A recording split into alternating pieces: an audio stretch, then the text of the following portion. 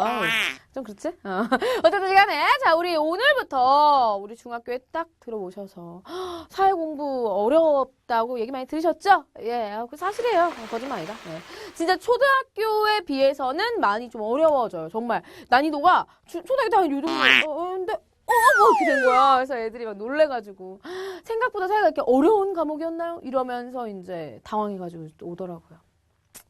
그렇습니다. 이렇게 어렵습니다. 네. 하지만 쌤과 함께 공부를 한다면 우리 친구 쉽게 공부할 수 있겠죠? 이런 관련된 내용, 이제 강좌 어떻게 진행될지는 제가 OT에도 항상 설명을 드립니다. 아시죠? 네. OT 관련해서도 이제 좀 보고 오셨으면 좋겠고, 혹시나 안 보는 친구들도 있는 걸 알기 때문에, 이 강좌 어떻게 진행되는지 살짝 설명드리도록 할게요. 뭐, 문제풀이 강좌는 뭐 문제풀이 하는 거고요. 그죠? 내용 정리하고 문제풀이 하는 거고요. 자, 그렇다면, 요 개념 강좌, 어떤 큰 차별점이 있느냐. 우선 저는요, 가장 먼저, 잡아드려요. 포인트. 오늘 배울 거 포인트를 잡아드립니다. 이렇게 포인트를 잡고 공부를 하면 아 이게 중요한 거구나. 이거 집중해야 되는구나 라는 게 머릿속에 쏙쏙 들어오겠죠. 그렇게 포인트를 잡으면서 오늘 좀 더 집중하시라고 이름도 한번 불러드려요. 그죠? 자 그래서 우리 친구들 여기 나도 이름 불러주고 싶어요 하는 친구들은 수강평에 올려주시면 제가 다음 지금 계속 찍고 있는 강좌니까 꼭 불러드리도록 하겠습니다. 아시겠죠? 네. 많이 기대할게요. 네. 자, 그 다음에 이제 우리 친구들 개념 공부 들어갈 건데요. 꿀단지 노트가 준비되어져 있습니다. 그래서 이제 필기 같은 것도 조금씩 연습하실 때죠. 네. 그래서 우리 친구들 열심히 노트에 빈칸 채워가면서 저와 함께 하나하나 열심히 꿀 개념들을 채워보도록 할 거고요. 그리고 또 굳이 뭐 노트 안 쓰셔도 상관은 없는데 이왕이면 처음 우리 공부할 때 같이 하면 훨씬 더 많이 이렇게 습관도 들고 도움도 되겠죠. 자료도 많이 들어가 있고 책 한 권을 조금 더 깔끔하게 정리하고 싶다라는 친구들은 이제 이용해 주시면 감사하겠습니다.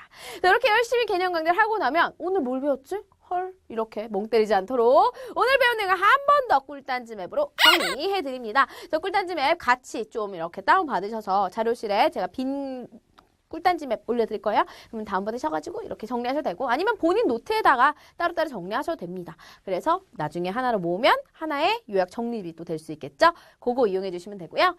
매 강좌마다 제가 개념 강좌에서 1강 1문이라고 해서 문제를 드릴 거예요. 그 문제는 오늘 가장 핵심되는 포인트 내용 한 번 더 정리해 보시라고. 좀 여러 번 한 강좌에서도 반복을 해줘야 이게 머릿속에 들어가거든. 솔직히 공부는 반복입니다. 자꾸 들으면 익숙해질 수밖에 없는 거예요. 그래서 우리 친구들이 그만큼 사회에 관심을 가질수록 더 익숙해지겠죠? 더 머릿속에 남겠죠. 그래서 그럴 수 있도록 또 강좌 구성을 해봤으니까 1강 1문까지 열심히 풀으셔서 학습 Q&A에 올려주시길 바라겠습니다. 그럼 제가 또 맞았는지 틀렸는지 설명드리도록 할게요. 우리 친구들 그러면 이제 첫 번째로 꿀포인트 들어가 보도록 할까요? 네. 오늘 우리가 다양한 위치 표현에 대해서 공부를 해볼 건데 다양한 위치 표현을 할 때 어떤 게 포인트입니까? 여러분들이 위치 표현 방법을 아셔야 됩니다. 첫 번째 포인트 지읒, 리을, 지읒 바로 뭐냐면 지리적으로 위치를 표현을 하는 방법을 말해요. 자, 지리적으로 위치를 표현한다. 대체 어떤 방법일까? 궁금하시죠? 지리적 표현 방법 볼 거고요. 두 번째로는 시옷, 리을즈. 얘도 리적이야. 얘는 어떤 리적일까? 얘는 바로 수리적인 위치 표현 방법입니다. 수리적인 방법으로는 뭐가 있는지 확인해 보도록 할 거고요. 마지막으로 여러 가지 표현 방법 중에 여러분들 마치 게임처럼 건설할 수 있어요? 뭐를요? 랜드마크 건설할 수 있습니다. 자, 그래서 이 랜드마크 건설하는 것까지 우리가 오늘 파악을 해보도록 할 거고요. 자, 그러면 우리 오늘 어떻게 열심히 공부할지 첫 번째 우리 하현이 우리 하연이가 꼭 제 이름이 나오면 정말 좋겠네요 라고 올려주셨어요. 그래서 제가 우리 하연이 이름 불러드리고요. 하연이 집중. 네.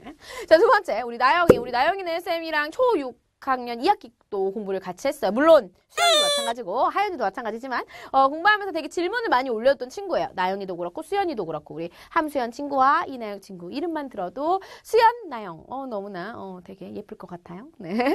그래서 오늘 뭔가 되게 현영연 뭔가 되게 비슷하죠? 뭔가 이렇게 발전하는 형태.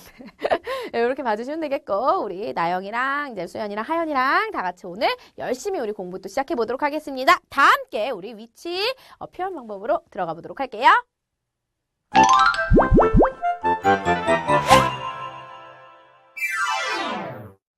네, 우리 오늘 내용 열심히 꿀단지 노트 채워가면서 정리해 보도록 할게요. 우리 첫 번째로 우리가 위치에 대해서 오늘 볼 겁니다. 왜냐면 우리 이 사회 부분은 처음에 지리 부분이 나온단 말이지. 이 지리가 뭐야? 땅의 모양만 하는 거잖아요, 그지? 요 땅의 모양을 볼 건데 이 땅이 어디 있는지는 알고 우리가 파악을 해야 되지 않겠습니까? 그죠?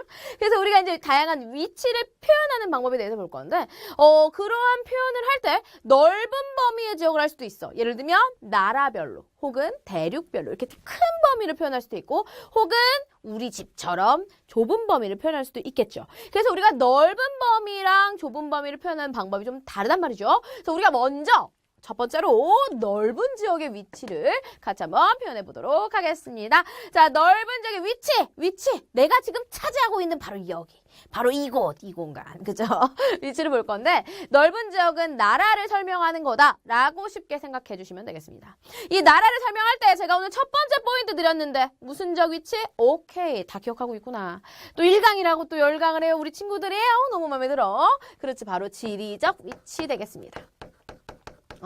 자, 지리적인 위치라 하면 뭐냐? 말 그대로 우리가 이런 지리를 가지고 표현을 할 거다라는 거야. 자, 지금 제가 그린 요게 바로 뭐죠?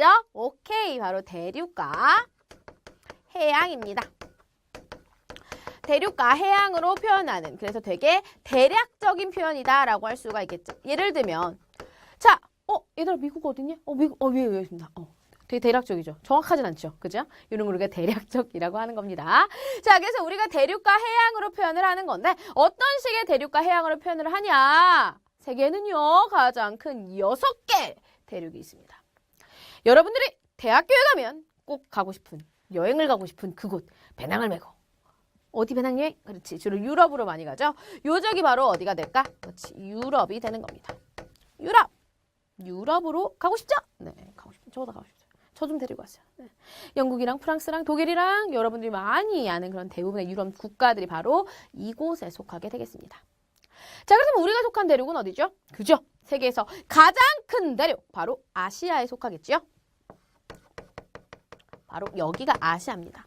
아시아는 또 너무 또 아시아도 넓다 보니까 뭐 우리가 속한 데는 동아시아라고 표현, 이 우리나라예요? 동아시아라고 표현을 하기도 하던가, 그다음에 뭐 동남아시아, 그다음에 뭐 남부아시아 뭐 이런 식으로 해서 또 나눠지기도 하는데, 재미있는 점은 뭐야?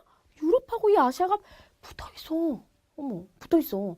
바로 이렇게 붙어 있는 거야. 그래서 우리가 이걸 합쳐서 뭐라고도 불러주냐면 유라시아라고도 불러주죠. 유럽에 아시아를 붙여가지고 유라시아 대륙이라고도 불러줍니다. 우리나라는 이 유라시아 대륙의 어느 쪽에 있니? 그렇지. 동쪽에 위치하고 있죠. 그래서 뭐 대륙의 동안이다 이런 식으로, 얼굴이 이렇게 어리다 이런 게 아니라 대륙의 동안, 대륙의 동쪽이다 이렇게 표현하는 거고요. 유럽 같은 경우에는 이 유라시아 대륙의 어느 쪽에 있는 거야? 서안에 위치하고 있는 거죠. 서쪽에 위치한다 이렇게도 표현을 해줍니다. 오케이. 동안, 서안까지 여러분들 좀 기억해 주시면 될 거고요. 자, 이렇게 유라시아 대륙이야. 유럽하고 아시아를 봤어. 요 경계는 뭐가 되냐면 좀 이름이 특이해요. 우랄 산맥이라는 산맥이 여기에 존재를 합니다. 이 우랄 산맥을 중심으로 해가지고 우리가 이렇게 가게 된다라고 생각을 해주시면 되겠습니다. 그래서 이렇게 유럽과 아시아 대륙 2개 봤죠? 자, 그러면 유럽에서 요 땅 사이에 바다가 하나 있네. 이 바다를 우리는 지중해라고 합니다. 이것도 하나의 그쵸 해양이죠. 땅 사이에 바다다. 그래서 지중해. 이 지중해가 그렇게 아름답습니다. 초록빛 바닷물이 바로 이곳에 있어요. 두 손을 담그면 초록빛 바닷물에 두 손을 담그면 파란 하늘빛. 네, 죄송합니다. 어쨌든지 간에 이 지중해가 있단 말이죠. 이 유럽에서 지중해를 건너면 갈 수 있는 게 바로 어디예요? 아프리카 되겠죠. 아프리카입니다. 여기가 이제 마다가스카르 섬이라고 옛날에 정글의 법칙 이런 데 갔던데, 이렇게 아프리카 대륙이 있습니다. 아프리카 대륙은 어때요? 그렇죠. 엄청 큰 사하라 사막이 또 존재를 하고, 열대 기후들이 존재를 하면서, 열대, 애들 막 이렇게 뛰노는, 지브라도 있고, 그지? 바로 그 공간이겠죠? 그죠?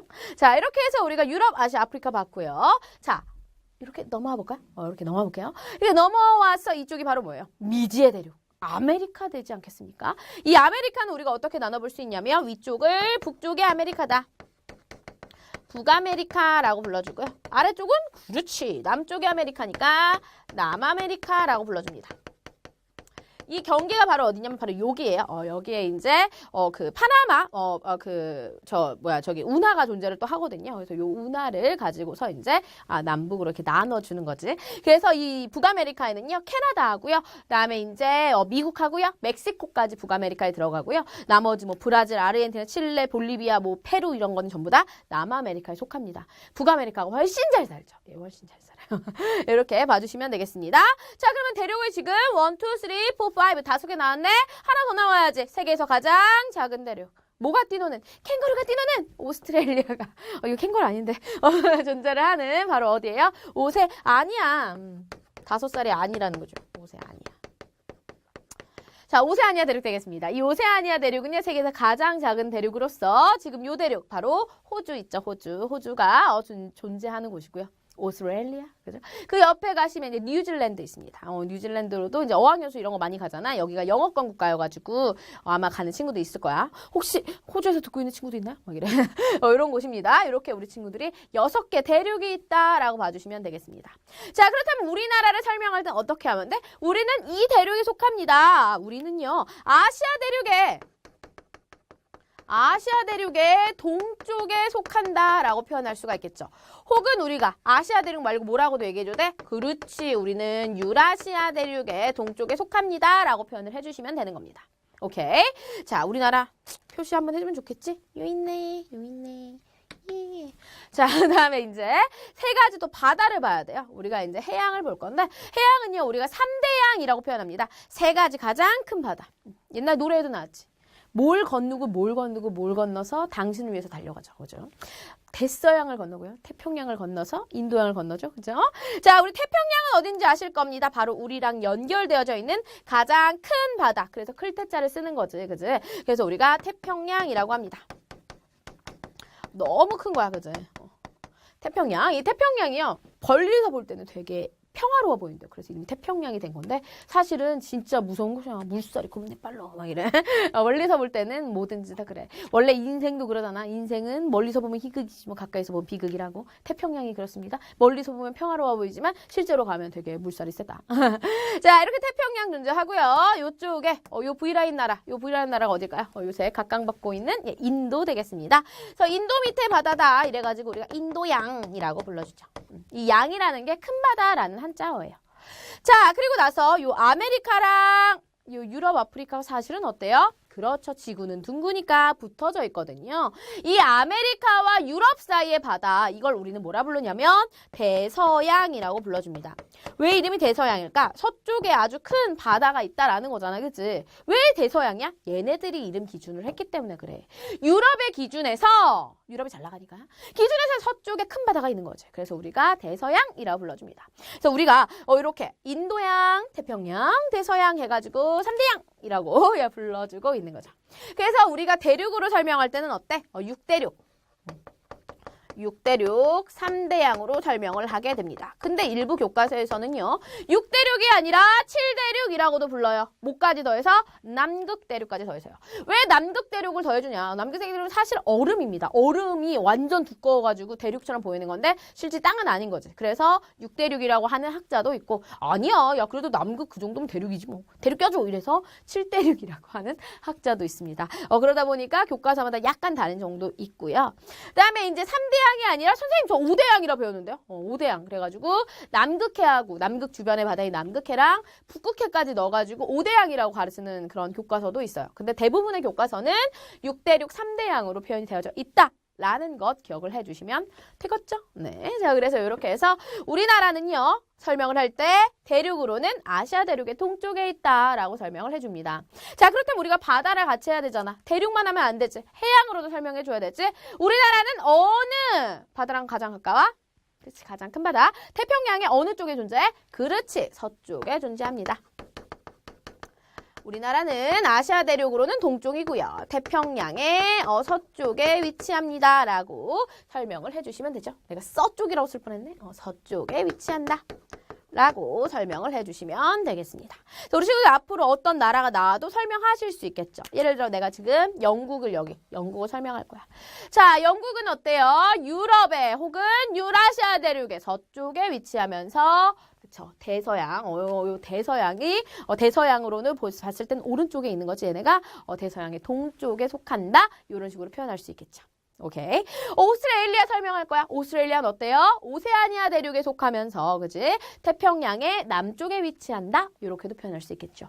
이런 식으로 여러분들이 뭐를 통해서 바로 요 대륙과 해양을 통해서 설명하는 것, 이걸 우린 뭐라고 한다? 지리적인 위치라고 한다라는 것 기억해 주시면 되겠습니다. 앞으로 어떤 국가가 나왔을 때 이런 넓은 범위의 설명을 할 수 있겠죠. 어떻게? 지리적으로. 그래서 지리적으로 설명해 주시면 돼요. 만약에 요게 이제 뭐 학교로 적용을 한다. 그럼 내 자리를 설명할 때 뭐 나는 뭐 교탁 앞에 앉아 있어. 이런 식으로 뭐 나는 시계 앞에 앉아 있어. 이런 식으로 설명할 때가 대륙과 해양으로 설명하는 거랑 같은 맥락, 지형 지물을 가지고 설명하는 거기 때문에 같은 맥락이다라고 봐주시면 되겠죠.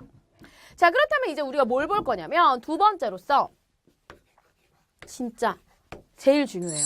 앞으로 우리가 계속 배울 부분에서 이 위치가 가장 중요하다라고 볼 수가 있겠는데 첫 번째로 무슨 위치다? 얘네들을 그렇지 수리적인 위치다라고 표현을 해요. 수리가 뭐냐면 여러분들 나중에 수능 보겠죠.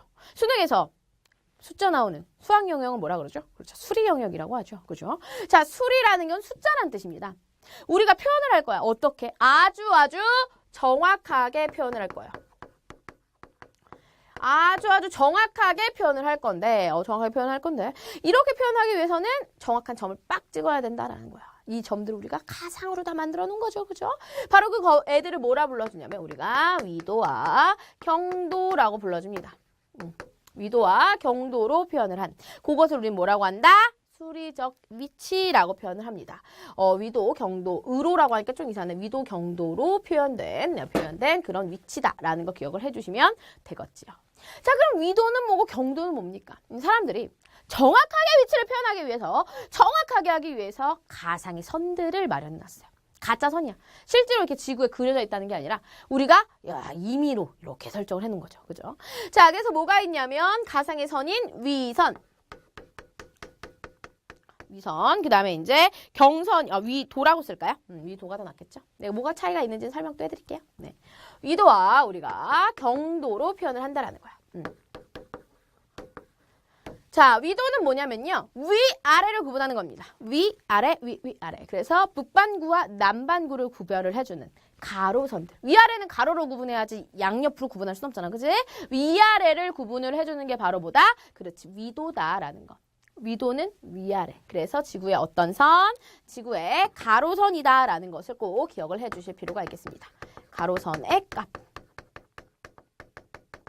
자, 경도는요. 세로를 구분하는 겁니다. 우리 이제 경도는 세로선이라는 걸 꼭 기억해 주셔야 되겠죠. 세로선의 값. 그래서 뭐 어떻게 외워주시면 되냐면 뭐 우리 교재도 나와져 있어요. 뭐라고 되냐면 가위, 가로선은 위도, 그지? 그다음에 세경, 세로선은 경도. 이런 식으로 가위, 세경. 가위를 3개만 죄송해요. 쓸데없죠? 네. 가위세경이라고 생각을 해주시면 되겠습니다. 자, 그렇다면 이 가위세경 어떻게 구성이 되어져 있느냐. 자, 우선 우리가 가로선을 그릴 건데, 뭔가 평행하게 참 그리면 딱 어느 정도 지점을 하는 게 제일 좋을까라고 생각을 해서 사람들이, 똑똑하잖아. 어떻게 생각을 했냐면, 북극점, 여기 언니가 남극점이 있겠죠? 북극점과 남극점의 가장 중간인 선을 쫙 연결했어요. 북극점과 남극점의 가장 같은 지점을 연결을 한 거죠. 그 연결한 점을 우리는 뭐라고 하냐면 적도라고 합니다. 적도. 붉은 적. 내 치마처럼 붉은색. 그지? 이 적이라는 건 바로 뭐냐면 빨간 색을 진짜 말하는 건데요. 왜 그러냐면 이 부분이요. 1년 내내 태양을 안 나요. 그래서 이 적도에 위치한 국가들이 다 열대기후. 되게 덥습니다. 그죠? 자, 이렇게 적도에 위치해져 있는데 이 적도를 우리가 위도 0도라고 기준을 딱 잡았어. 우리 줄 설 때도 하잖아. 기준! 그러면 기준 1번부터 촥촥촥 하죠. 그런 것처럼 위도에서는 기준을 누구로 잡았다? 적도로 잡았다라는 거. 얘가 바로 뭐가 되는 거야? 경도 0도가 되더라라는 걸 기억해 주시면 아이고 죄송합니다. 경도가 아니죠. 가로선이니까 위도. 너희들이 졸았을까 봐 제가 이렇게 바르게 확인을 해봤습니다. 위도 0도. 네. 자, 위도 0도를 우리가 적도라고 한다라는 것 기억해 주시면 되겠습니다.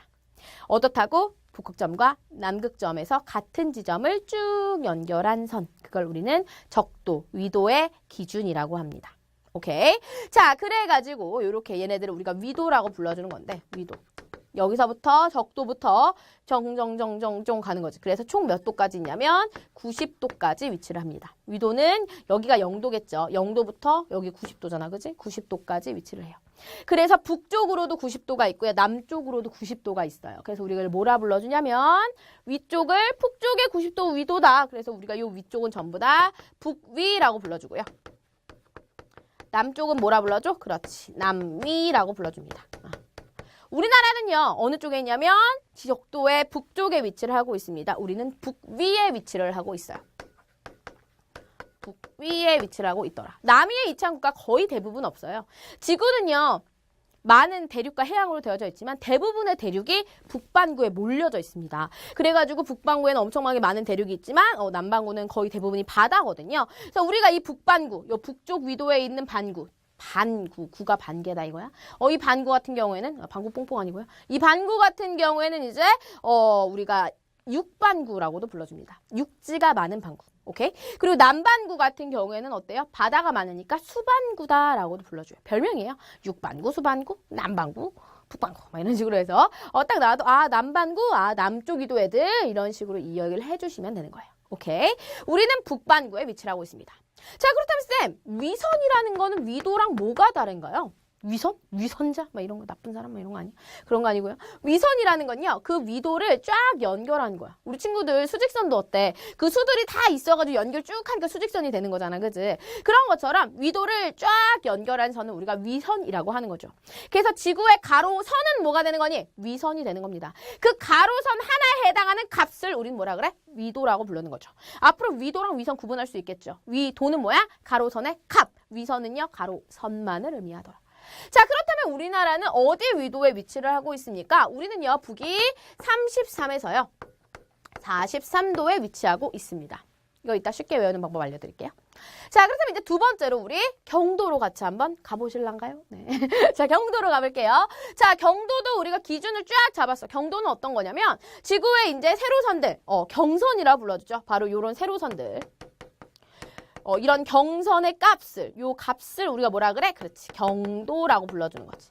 요게 경선의 값이 되는 거죠. 어떻게 되어져 있냐면, 기준을 딱 정했어. 어디로 정했냐면, 사실 시작점이 없잖아. 자, 얘네들은, 남반구, 북반구 해가지고요, 이런 남쪽, 이런 남극점, 북점 해가지고 우리 뭐예요? 같은 섬 이어요 할 텐데, 얘는 시작점을 잡기 되게 어려운 거야. 그래서, 당시에 겁나 잘 나가던 영국을 시작점으로 잡은 겁니다. 그 영국을 우리가 뭐라 부르냐면, 본초좌우선이라 불러줘요. 본초좌우선. 이 본초좌우선이 경도 0도가 되는 곳이더라 라는 것 봐주시면 되겠습니다. 여기를 기준으로 총 동쪽 서쪽으로 180도씩. 그래서 이쪽을 우리가 뭐라 불러주냐면 이쪽을 동경이라 불러주고요. 본초좌우선의 동쪽 경도다 이런 뜻이고 이쪽을 우리가 뭐라고 불러주냐면 서경이라고 불러줍니다. 본초좌우선의 서쪽 경도다라고 표현을 해주는 거지. 자, 그래서 우리가 동경, 서경 이런 것들도 위치한다라는 것까지 좀 살펴봐 주시면 되겠고요. 우리나라는 어디에 위치한다?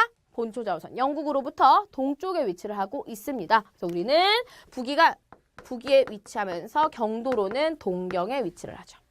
총 180도까지 있습니다. 여기서부터 여기까지 이렇게 해서 180도, 180도까지 위치를 하고 있는 거지. 이해가시죠? 자, 이 왜 본초좌우선을 했냐면 뭐 영국이 잘 나가는 것도 솔직히 좀 있었고요. 거기에 플러스로 나중에 이걸 가지고 시간을 정할 거란 말이야. 이 시간을 정하는데 이 본초좌우선의 가장 정반대가 되는 곳에서 24시간의 시차가 나게 됩니다. 그래서 24시간 시차가 나니까 거기가 만약 대륙이면 너무나 헷갈리잖아. 그래서 그 날짜 딱 24시간 시차 나는 곳을 바다로만 지나게 하려고 했더니 태평양을 싹 지날 수가 있는 거야. 어디로 정하면? 그치, 영국으로 정하면.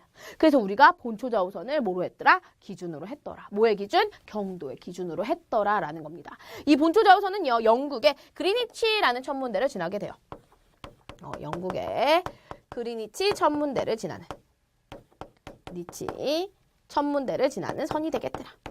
여기를 우리가 중심으로 잡았다라는 거 기억을 해주시면 되겠죠. 오케이. 그래서 우리가 이렇게 경도랑 위도를 가지고 설명을 할 수가 있겠다라는 겁니다. 자, 그렇다면 이게 좀 제가 낙서를 하면서 좀 지저분해졌죠. 그래서 우리 다 같이 뭘로 깨끗하게 우리 지구본으로 보도록 하겠습니다. 이 지구본에다가 우리가 가상에 이렇게 선들을 마련을 해놨어. 그지? 우리 가로선을 뭐라 부를 거야? 위선이라고 부를 거야. 그지? 이 가로선의 값을 우리 뭐라고 한다? 위도라고 한다라는 거. 그래서 위도 몇 도 이런 식으로 표현을 한다라는 거 기억해 주시면 되겠고요. 자, 그 다음에 이 가로선의 기준이 바로 뭐가 되는 겁니까? 적도가 되겠죠. 적도는 어떤 친구라고 얘들아? 북점과 남북점으로부터 같은 지점을 연결한 선이다라는 걸 꼭 기억해 주시면 되겠습니다.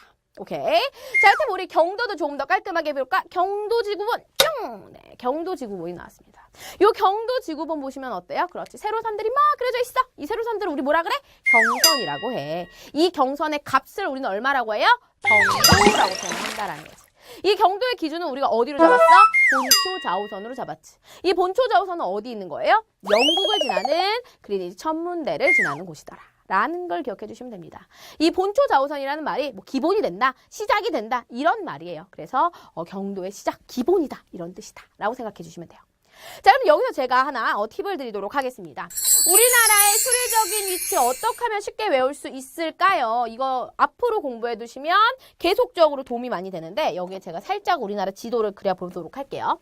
뭐 많이 안 오셔도 돼요. 이 정도만 예. 자, 경도라는 건 뭐냐면 이 지금 우리가 어디에 속한다라는 거냐면 요렇게 세로선의 요 가장 왼쪽 끝과 가장 오른쪽 끝이 지금 얼마다라는 거야? 124도부터 132도에 속해요. 오케이? 헷갈리지, 그지?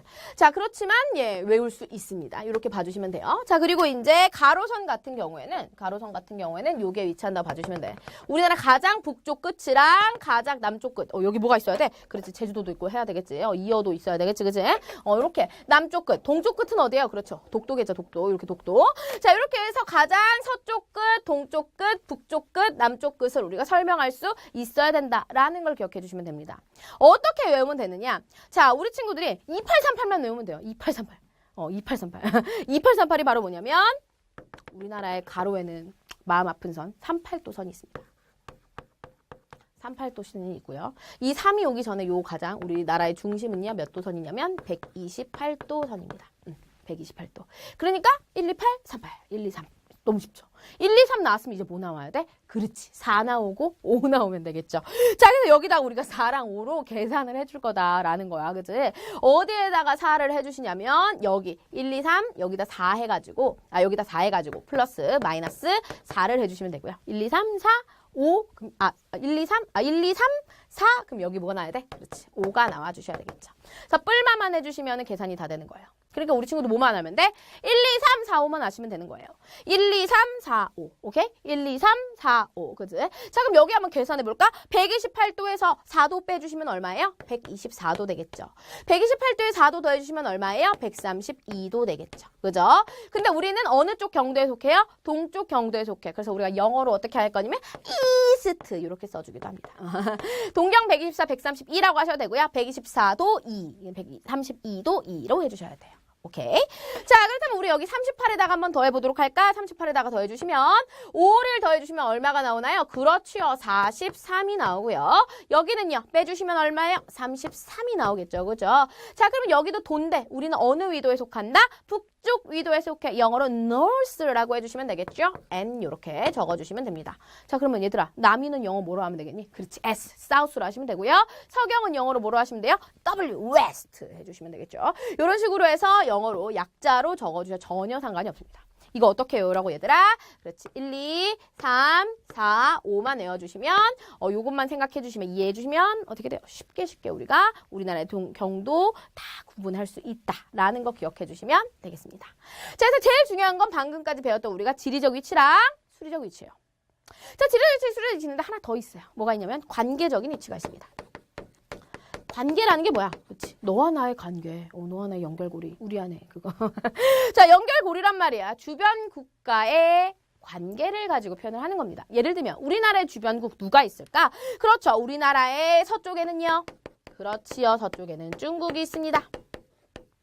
서쪽에는 중국이 있고요. 그죠? 자, 동쪽에는 누가 있습니까? 일본이 존재를 하고요. 자, 북쪽에는 누가 있습니까? 그렇죠. 북쪽에는 러시아가 존재를 하겠죠. 이런 식으로 설명을 해주는 거. 이게 바로 뭐가 된다?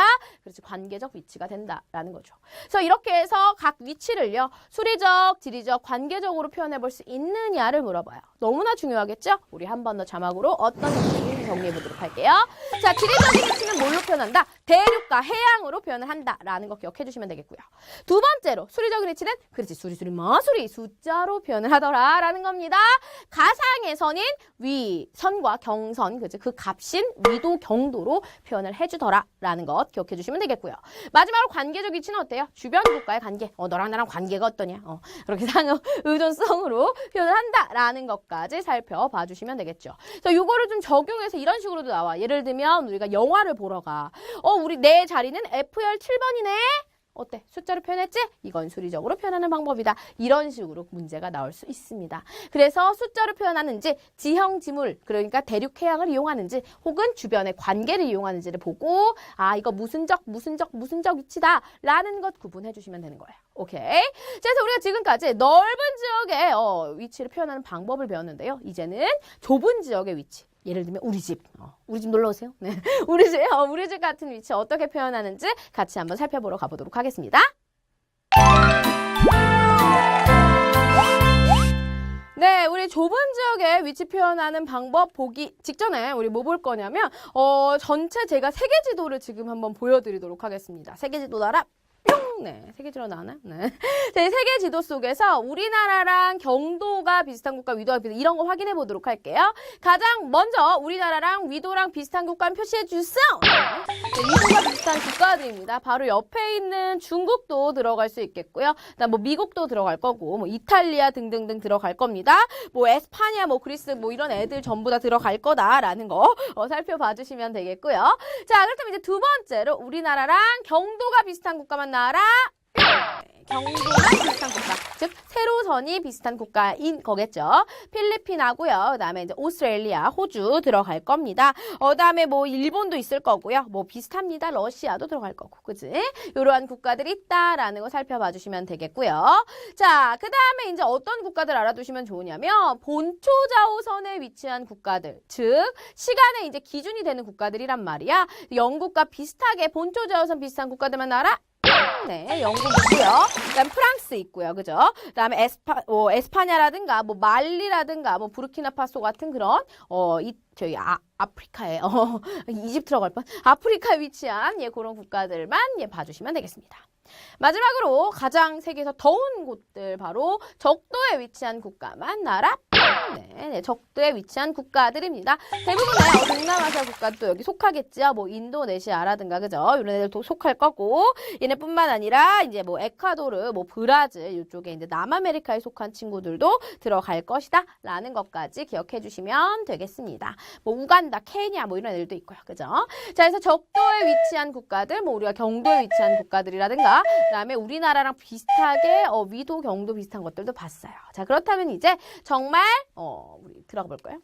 그렇죠. 우리 좁은 지역의 위치 표현 방법 같이 한번 들어가 보도록 하겠습니다. 자, 가장 먼저 우리 뭘 볼 거냐면 지역을 대표하는 지형이라든가 건축물이라든가 조형물들을 뜻하는 말입니다. 바로 뭐냐면 랜드마크.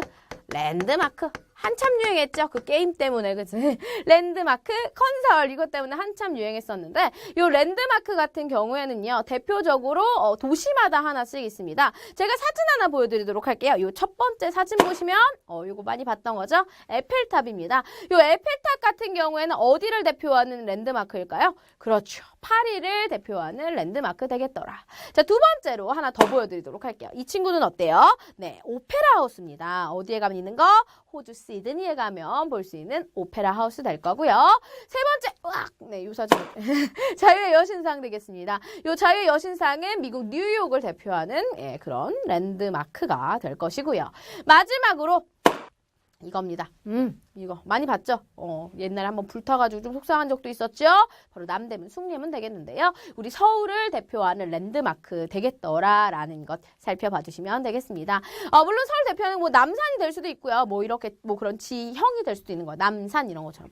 혹은 미국의 막 그랜드 캐니언 막 이런 식으로 해서 뭐 이런 지형 같은 것들도 될 수가 있을 거고, 그다음에 지역에 뭐 시설물 이런 것들이 들어갈 것이다라는 거 살펴봐 주시면 되겠습니다. 자, 그렇다면 이제 두 번째로 이제 랜드마크 우리가 이제 살펴봤고요. 랜드마크 중요해, 그치? 랜드마크 요거 딱 단답식으로 물어보는 걸로 되게 잘 나오고요. 두 번째로는 이제 각종 행정구역들이 있겠죠. 우리가 좁은 지역을 설명하기 위해서 행정구역들을 만들어놨어. 우리나라에는 어떤 행정구역이 있냐면 특별시라는 행정구역이 있습니다. 어디에 있을까요? 그렇죠. 서울에 있지요. 한 개의 특별시가 존재합니다. 서울특별시, 그지? 그리고 특별시 말고 조금 더 작은 범위의 광역시 있겠죠. 하지만 여기도 넓다는 뜻이야. 광역시. 광역시는 총 6개의 광역시가 존재를 합니다. 뭐 인천광역시라든가 부산광역시, 광주광역시, 대구광역시 등등등 많이 존재를 하고 있고요. 6개. 자, 그다음에 특별자치시. 우리가 이제 행정수도 뽑으면서 만들었던 세종특별자치시 하나 존재하죠. 자, 그다음에 도는 전국을 몇 도로 나눴을까요? 네, 우리 8개 도로 나누고 있다라는 것 알 수가 있겠습니다. 그래서 뭐 경기도, 강원도 해가지고 우리가 뭐 충청북도, 충청남도, 그죠? 전라북도, 전라남도 이런 식으로 해서 경상북도, 경상남도 8개 있고요. 자, 그다음에 한 개의 또 특별자치도가 존재하죠. 어디입니까? 저기 남쪽의 섬나라 제주특별자치도 되겠습니다. 그래서 우리나라 이렇게 다양한 행정구역 존재한다라는 거 봐주시면 되겠고요. 이 행정구역 안은 우리가 뭐를 통해서 설명할 수 있을까요? 바로 도로명 주소를 통해서 설명을 할 수가 있겠는데요. 이제 우리가 이거 다 써야 돼, 그지? 도로 이름과 건물 번호를 가지고 우리가 도로명 주소를 쓸 거예요, 그죠? 쌤 동네는 어떠냐면요. 쌤이 살고 있는 동네의 그 도로명은 바로 뭐냐면 동일로라는 도로명입니다. 이렇게 밑에 동일로라고 적혀져 있을 거고, 위에는 임의의 숫자가 적혀져 있을 거야. 숫자 뭘로 해볼까? 15 이 정도로 해볼까? 15. 자, 이런 식으로 동일로 15 이렇게 되시면 이거는 동일로라는 도로에 건물이 5번째 건물이구나라는 걸 알 수가 있게 되는 거죠. 자, 그렇다면 이런 도로명은 어떻게 지을까? 뭐 어떤 거는 로고요, 어떤 거는 대로고요, 어떤 데는 길인 경우도 있어. 어떨 때 이렇게 나누는 것인가 살펴보자면, 우선 이제 2차로 이하일 경우에, 그러니까 차로가 딱딱 정해져 있어서 차 2개가 이렇게 다니지 않는 거 있죠. 그냥 한 개만 덜렁 있는 거. 요럴 경우에를 우리는 길이라고 붙여주고 있습니다. 웬만한 골목길이 다 요걸로 되어 있어요. 오케이? 그래서 2차로가 없는 경우, 2차로가 안 되는 경우, 1차로, 한 개의 차로일 경우 길이라고 불러주고 있고요. 그 다음에 이제 2차로에서 7차로, 2차로에서 7차로까지를 우리는 뭐라 부르냐면 로라고 불러줍니다. 쌤이 속한 곳이 그런 거예요. 저희 집 바로 앞에가 이제 6차선 도로가 있거든요. 그래서 이 6차선 도로라서 얘네들을 로라고 불러주는 거죠. 오케이. 자, 그 다음에 이제 8차선 이상이 될 겁니다. 8차선 이상의 도로를 우리는 대로라고 불러줘요. 뭐 강남대로 이런 데처럼, 그지? 대로라고 불러주는 거죠. 그죠? 그래서 이렇게 폭에 따라서 길, 로, 대로라고 불러주고요. 그 다음에 이제 건물의 시작점에 따라서 우리가 또 번호를 붙여주기도 한단 말이야. 항상 건물의 왼쪽이 뭐가 되냐면 홀수가 되고요. 길의 홀수. 그 다음에 이제 오른쪽은 짝수가 되겠습니다. 오른쪽은 짝수. 그래서 어떤 식으로 설명이 되어져 있는 거냐면, 어떤 길이 이렇게 있어. 길이 이렇게 시작하고 있어. 여기가 길의 시작점이야. 그러면 그 시작점에 이런 식으로 길을 시작합니다. 표시가 되어져 있어. 예를 들면 동일로. 그놈의 동일로. 동일로가 시작이야. 여기서부터 시작인 거죠. 시작점에 왼쪽에 있는 곳과 얘가 이제 1번이 되는 거고, 얘가 2번, 얘가 3번, 얘가 4번 이런 식으로. 그다음에 얘가 5번, 6번 이런 식으로 무조건 시작점의 왼쪽은 전부 다 홀수로 되어 있고 오른쪽은 전부 다 짝수로 되어져 있구나라는 것 아시면 되겠습니다. 그럼 지금 제가 설명한 동일로의 15번째 이 집은 어디에 있어야 될까요? 그렇죠. 왼쪽에 위치를 하셔야 되겠죠. 그래서 이런 걸 통해서 우리가 쉽게 길 찾기를 해볼 수 있더라라는 것까지 기억해 주시면 되겠습니다. 최근에는 이렇게 우리가 도로명 주소를 이용하고 있구나라는 것도 아시면 좋겠죠. 그죠? 자, 그리고 또 좁은 지역을 표현하는 방법으로 어떤 표현 방법이 존재를 하냐면 약도라는 표현 방법이 존재를 합니다. 약도. 자, 약도 같은 경우는요. 주로 청첩장이나 초대장에 많이 사용이 되는데요. 중요한 부분만 좀 대략적으로 구성이 되어져 있는. 그래서 여기입니다 라고 해서 설명을 하게 되는데 이런 청첩장이나 약도에 뭐를 가지고 주로 표현을 하냐면 랜드마크를 가지고 많이 표현을 해요. 사람들이 다 아는 건물을 가지고 설명해야 사람들이 대략적으로 금방 파악을 하겠죠. 지금 제가 있는 이곳은 뭐 어떤 건물 뒤쪽에 있습니다. 그 건물 그 동네에서 가장 유명한 건물이어야 되겠죠. 그런 건물들이 다 뭐가 되는 거야? 랜드마크가 되는 거예요. 쌤 옛날 동네에서는 어떤 게 가장 랜드마크였냐면 쌤 중학교, 초등학교 때는 말놀이터가 엄청 랜드마크였어요. 그래서 야 말놀이터 너 말놀이터 밑에 사냐고 옆에 사냐고 막 이런 거 물어보고 야 말놀이터로 다 모여 막 이러고 그랬거든. 그래서 이 말놀이터가 뭐냐면 마을 놀이터인데 줄여가지고 말놀이터. 그래가지고 이렇게 랜드마크는 지역마다도 다를 수가 있겠다. 하지만 우리가 지금 대표적인 건 뭐 봤냐면 도시를 대표하는 랜드마크들 살펴봤었고요. 이런 거 말고도 다양하게 또 파악해 볼 수 있겠다라는 것까지 기억해 주시면 되겠습니다. 오케이. 자, 그래서 약도도 랜드마크로 표현하더라라는 것까지, 그치? 그래서 우리 친구들이 랜드마크나 도로명 주소나 이런 것들 전부 다 파악 좀 해주시면 되겠고요. 자, 여기까지 해서 우리가 오늘 첫 번째 1강 내용 마무리해 보도록 할게요. 우리 마무리하고 나서 뭐 해야 되지? 그렇지! 우리 다 같이 꿀단지 맵으로 정리하고 끝내보도록 하겠습니다.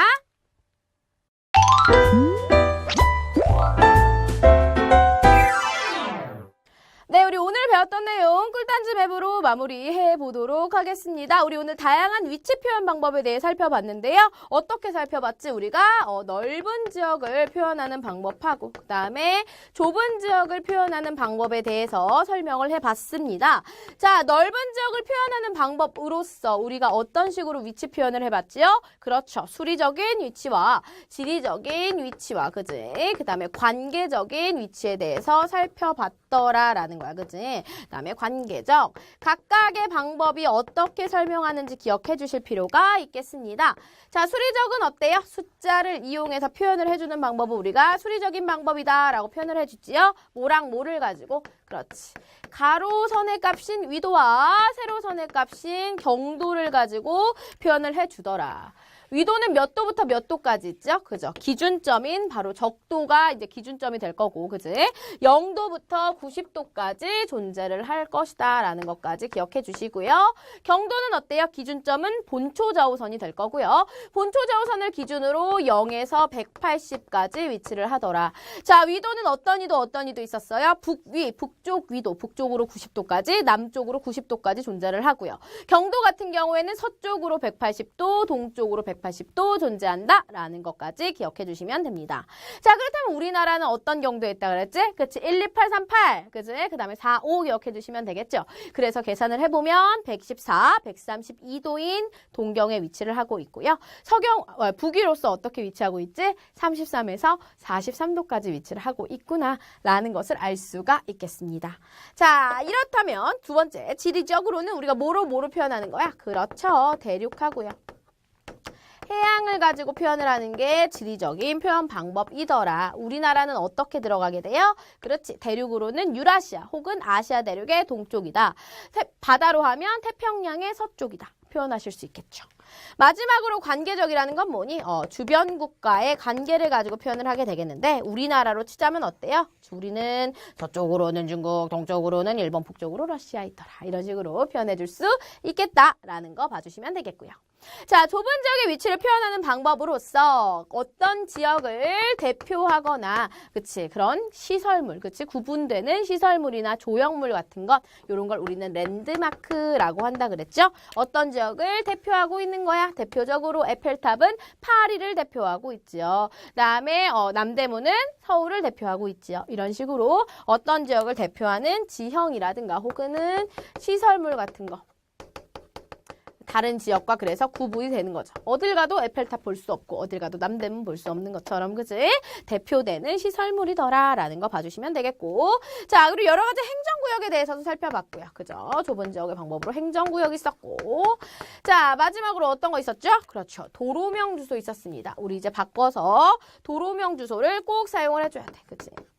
자, 도로명 주소는 말 그대로 뭐야? 도로에다 이름을 붙이고, 그치? 거기에다가 번호를 붙여서 건물의 번호를 가지고 우리가 위치를 찾아볼 수 있는 방법을 말하더라라는 거죠.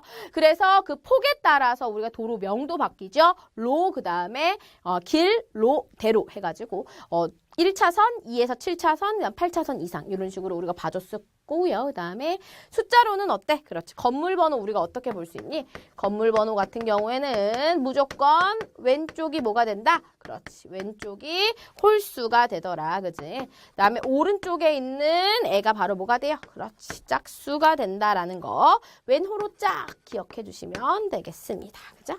우리가 건물 번호를 가지고도 확인을 해볼 수가 있더라라는 것까지 기억을 해 주시면 되겠지요. 그죠?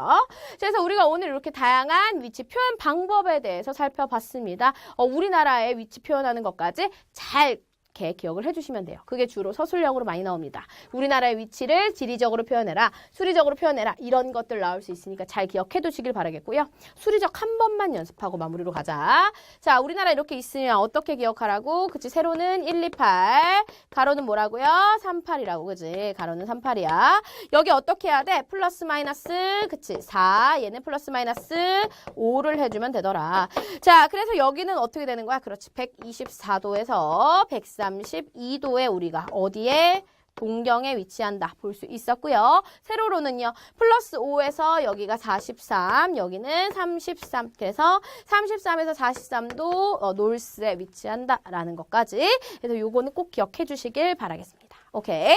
그래서 여기까지 해서요. 우리 오늘 내용 마무리해 보도록 하겠고요. 오늘도 가장 중요한 거 1강 1문 풀어보도록 할게요. 요 1강 1문 네, 나왔나요? 네. 요 1강 1문 잘 풀어주시길 바라겠고요. 내용은 어디에다가 강좌 Q&A에 올려주시면 되겠습니다. 강좌 Q&A 열심히 올려주시면 제가 또 열심히 우리 친구들 답안 확인해 드리도록 할게요. 오늘 수고 너무 많으셨고요. 우리 다음 시간은 문제풀이 시간이니까 문제 꼭 풀어오시길 바라겠습니다. 오케이. 수고 많으셨습니다. 다음 시간에 또 봬요. 그럼 이만 안녕.